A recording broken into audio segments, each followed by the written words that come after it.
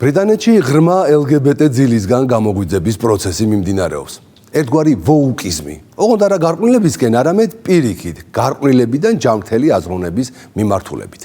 უნდა ვივარაუდოთ, რომ ეს პროცესიც ბრიტანეთის უმაღლესი სასამართლოს მიერ რამდენიმე კვირის წინ მიღებულ ისტორიულ გადაწყვეტილებას უკავშირდება, როცა მოსამართლეებმა დაადგინეს, რომ ქალი არის მხოლოდ ბიოლოგიური ქალი და ყველაფერი დანარჩენი გამოგონილი შიზოფრენიაა.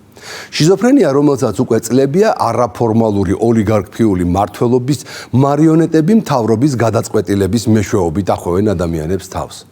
ეს გენდერული ვითო მრავალფეროვნება სინამდვილეში კი გლობალური deep state-ის მიერ ევროპის ქვეყნებისთვის თავს მოხვეული LGBT პროპაგანდა ბრიტანეთის განათლების სისტემაში უკვე სარეველასავითაა გავრცელებული.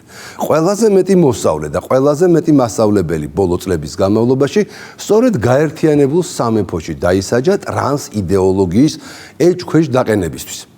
უმაღლესი სასამართლოს გადაწყვეტილების შემდეგ ფსევდოლიბერალური ძალადობის იმდენი ფაქტი გამომჟღავნდა, რომ ტელეკომპანიებმა მათ შესახებ დოკუმენტური ფილმების გადაღება დაიწყეს.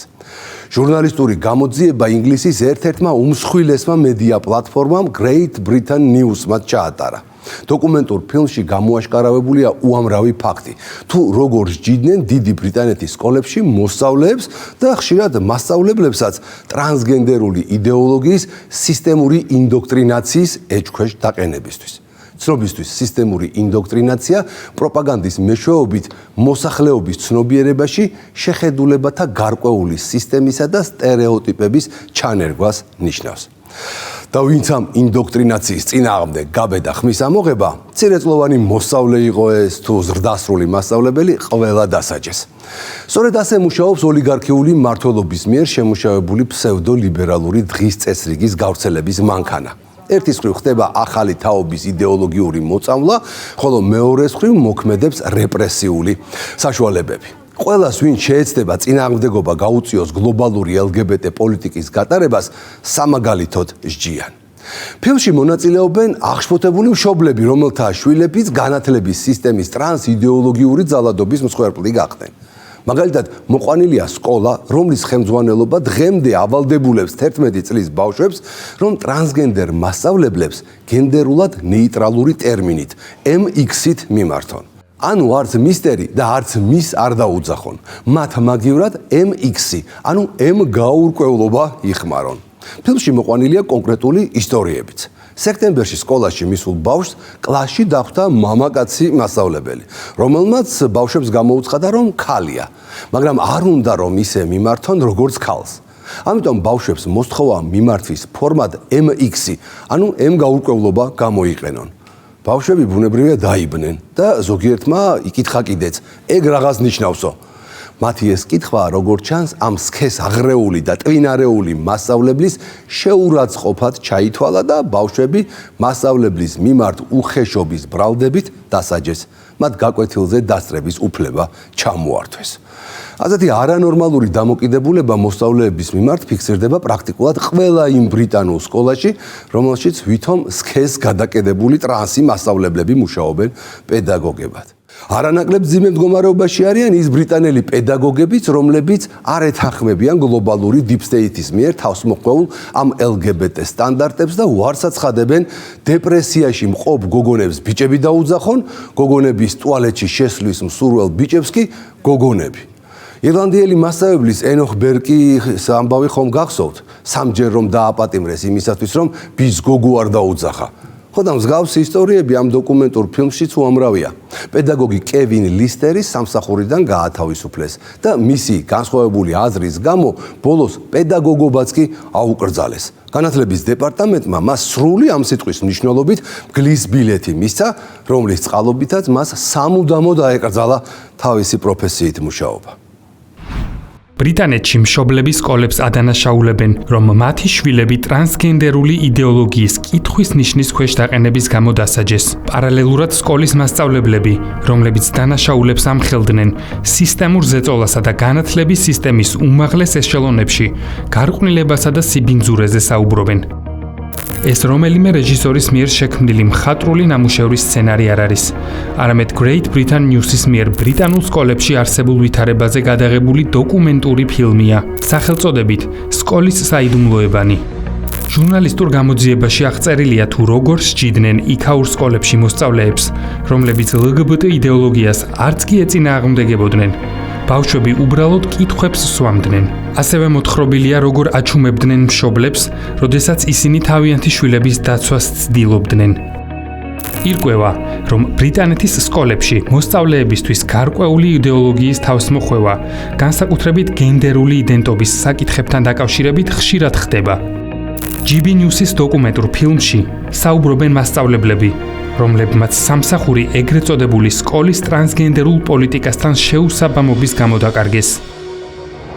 ასევე ნაჩვენებია ერთ-ერთი სკოლა, რომელიც მოსწავლეებს 11 წლის ასაკიდან ავალდებულებს არაბინარული იდენტობის მქონე მასწავლებელს მიმართონ გენდერულად ნეიტრალური ტერმინით MX. ნაცვლად ჩვეულებრივი ბატონის მისტერ ან ქალბატონისა მის. ერთ-ერთი მშობელი სახელად კეისი აღნიშნავს, რომ მის შვილსა და უსქესო პედაგოგს შორის კონფლიქტი მაშინ დაიწყო, როცა მე-9 კლასელმა მოსწავლემ მასწავლებელს მიმართა მისით, ანუ ქალბატონად მოიხსენია.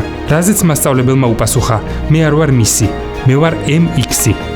რა გასაკვირია, რომ არასრულწლოვანი ვერ მიხვდა, როგორ შეიძლება ადამიანი უსქესო იყოს. მანაც არაბინარულ პედაგოგს ჰკითხა: ეს რას ნიშნავს? კეისის თქმით, მოზარდი მასწავლებლის მიმართ უხეშობის გამო დასაჯეს.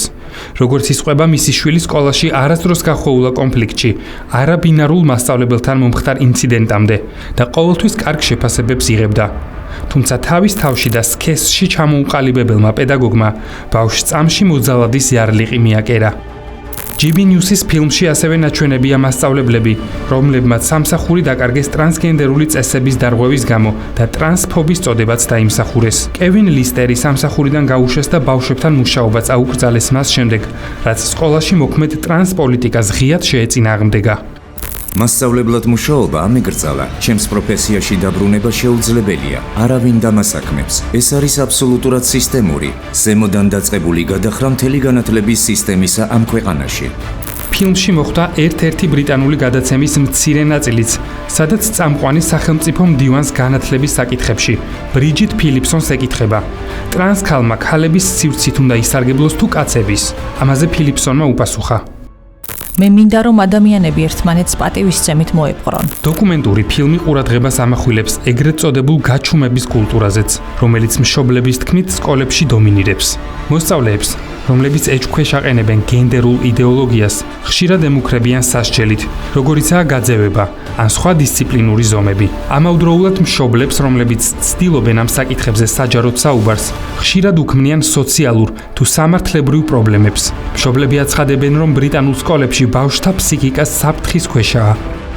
ანდრეა უილიამსი, რომელიც ერთ-ერთი ტრანსგენდერულ იდეოლოგიას შეწირული პედაგოგის უფლებადამცველია, ამბობს, რომ ბრიტანულ სკოლებში ასობით შემთხვევაა, როდესაც მშობლები გაჩუმდნენ და მასწავლებლები სამსახურის გარეშე დარჩნენ მხოლოდ იმიტომ, რომ ეწინააღმდეგებოდნენ სკოლებში LGBT პოლიტიკას. ასეთი შემთხვევების დიდი რაოდენობაა. ყველა ასეთ ადამიანს ეუბნებიან. ამ თემაზე არ უნდა ისაუბრო. მშობელი, რომლის შვილიც არაბინარული მასწავლებლისთვის კითხვის დასმის გამო დაისაჯა, აცხადებდა, რომ ბავშვს ინციდენტის შემდეგ მალევე კვლავ მისცეს უფლება დასწრებოდა იმავე პედაგოგის გაკვეთილებს, თუმცა სკოლის ადმინისტრაციის მოთხოვნა იყო, რომ მოსწავლეს მასწავლებლისთვის მხოლოდ MX ნაცვალ სახელით მიემართა. მშობელმა ამაზე უარი განაცხადა და თქვა, რომ ბავშვი მასწავლებელს მისი ბიოლოგიური სქესის შესაბამისად მიმართავდა. მაშინ სკოლამ მშობელს და მოსწავლეს შესთავაზა ვარიანტი. მოსწავლეს შეეძლო გაკვეთილზე ხელი აეწია და მხოლოდ ასე მიემართა მასწავლებლისთვის. ხმის ამოუღებლად, ნაცვლად იმისა, რომ რაიმე კონკრეტული ტერმინი გამოეყენებინა. მოკლედ, ყველა ხერხს მიმართავდნენ, რომ როგორმე ბავშვს მასწავლებლის უსქესობა ეღიარებინა. ბავშვი ღელავს. ეშინია რომ ის ბულინგის მსხვერპლი გახდება. ჩემი შვილი იმ კლასში აღარ შევა. ვნანობ რომ იმ სკოლაში შევიყვანე. მგონია რომ იმედი გავუცრუე. თავის მხრივ სკოლის ადმინისტრაციაში განაცხადეს. ჩვენი სკოლა ინკლუზიურია და ემსახურება მრავალფეროვან ადგილობრივ მოსახლეობასა და პერსონალს. სკოლა ყველას პატივისცემასა და ტოლერანტობისკენ მოუწოდებს, განსხვავებული შეხედულებების, ცხოვრების სტილის, რწმენის თუ წარმომავლობის კუთხით. ეს ფუნდამენტური პრინციპი სკოლის არსს წარმოადგენს და შეესაბამება ბრიტანულ ღირებულებებს. სკოლის ადმინისტრაცია თulis რომ ზრდასრული კაცისთვის, პედაგოგისთვის, MX-ით მიმართვა ყოფილა ბრიტანული ღირებულება. ასე უცნაურად ესმით ბრიტანულ სკოლებში ღირებულებების განმარტება. დიდი ხანია არაფორმალური ოლიგარქიული გავლენების ქვეშ მყოფი ბრიტანეთის არამარტო სკოლებში, არამედ ბაღებშიც ტრანსპოლიტიკა მძვინვარებს. Great Britain News-ის საგამოძიებო ფილმი გასული წლის ბოლოს გამოქვეყნდა. მაშინ ჯერ კიდევ არ იყო ცნობილი, რომ ბრიტანულმა საბავშვო ბაღმა 4 წლის ბავშვი სასწავლო პროცესს სქესობრივი ორიენტაციისა და გენდერული იდენტობის მიმართ გამოხატული შეურაცხყოფის მიზეზით ჩამოაშორა. ბავშვი, რომლის მონაცემებიც არ საჯაროვდება, სახელმწიფო საბავშვო ბაღიდან დროებით გათავისუფლდა 2022-2023 სასწავლო წლის განმავლობაში. თუმცა ფაქტის შესახებ ინფორმაცია მხოლოდ მიმდინარე წლის მარტის ბოლოს გავრცელდა. რა თქვა 4 წლის ბავშვმა LGBT პირებზე ასეთი, რომ ბაღიდან მოკვეთეს უცნობია. ამას რატომღაც საგულდაგულოდ მალავენ. ბრიტანეთის განათლების დეპარტამენტის ბოლო სტატისტიკის მიხედვით კი ტრანსფობიური ან ჰომოფობიური ქცევის გამო სკოლიდან მოსწავლეთა დროებითი ან მუდმივი გარიცხვის მაჩვენებლები საკმაოდ მაღალია. 2021-22 სასწავლო წელს 164 მოსწავლე გაირიცხა. 2022-23 წლებში კი მაჩვენებელი 178-მდე გაიზარდა. ამავე პერიოდში ტრანსფობიურ ან ჰომოფობიურ ქცევაში ბრალით 13 მოწაფეს დასდეს, რომელთა ასაკიც მხოლოდ 4 ან 5 წელი იყო. 2022 წლის თებერვალში 45 წლის პედაგოგმა გლაუდის ლეჯერმა რელიგიის გაკვეთილზე მე-7 კლასის მოსწავლეებს განუცხადა, რომ LGBT ცხოვრების წესი ცოდვაა. მასწავლებელს ეს ძვირად დაუჩნდა. საქმე ბრიტანეთის უზენაეს სასამართლომდე მივიდა. 2022 წლის მარტში პედაგოგი დროებით გაათავისუფლეს სამსახურიდან, ხოლო იმავე წლის აპრილში კი სამუდამოდ განდევნეს სკოლიდან. დიდ ბრიტანეთში ფსევდოლიბერალების მიერ ჯანსაღი საზოგადოების მჩაგვრელი მდგომარეობიდან გამოსვლის სხივი სულ ცოტა ხნის წინ გამოჩნდა. როდესაც ბრიტანეთის უზენაესმა სასამართლომ ქალის სამართლებრივ განმარტებად ბიოლოგიური სქესი განსაზღვრა და არა გენდერული იდენტობა. პრემიერ-მინისტრის კირ სტარმერის პრესმდივანმა კი გაახმოვანა მთავრობის მეთაურის აზრი, რომ ქალი ქალია და ტრანსქალი ვერასდროს იქნება ნამდვილი ქალი. ამ პოზიციით პრემიერმა LGBT ლობისტები წყობიდან გამოიყვანა. მოახერხებენ თუ არა ჯანსაღი პოზიციის დაცვას ბრიტანელები, თუ მორიგ ჯერზე დაათმობინებს მათ პოზიციებს გლობალური deep state-ი, რომლის მიზანი მსოფლიოში LGBT გარყვნილების გავრცელების გზით ახალი, უსქესო, უეროვნებო, ადვილად სამართავი უსახური მასის შექმნაა.